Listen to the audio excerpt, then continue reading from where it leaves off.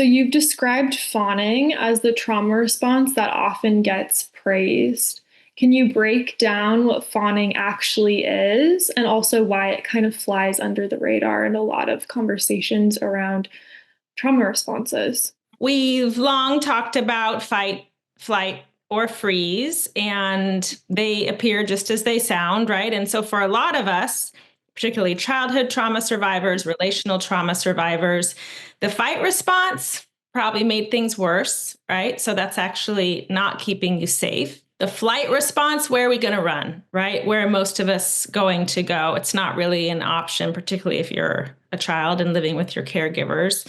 Freeze is a common response for childhood trauma, but fawn is actually about leaning in to the relationship, right? And sort of managing the moods and the states, and it can look really different depending on the person, depending on the context. So sometimes it's referred to as please and appease. It is that sort of people pleasing tendency. I believe it's the root of codependency, but it's basically about like, how do I stay in this relationship and still reduce the harm?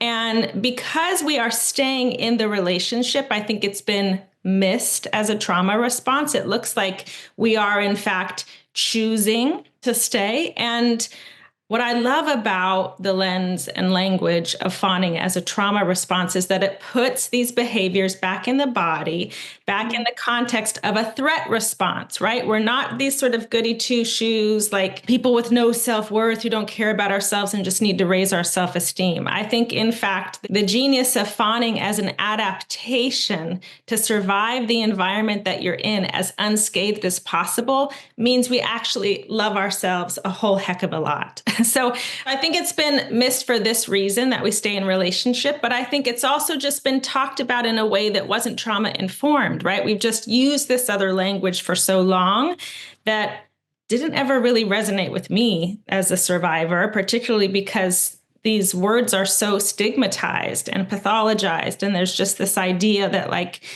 first of all, I'm already riddled with shame. You don't have to shame me even more for the way that I responded to these things that happened in my life. So fawning to me just sort of makes sense of all of that, which actually allows me to make sense to me, the greatest gift of all, I think.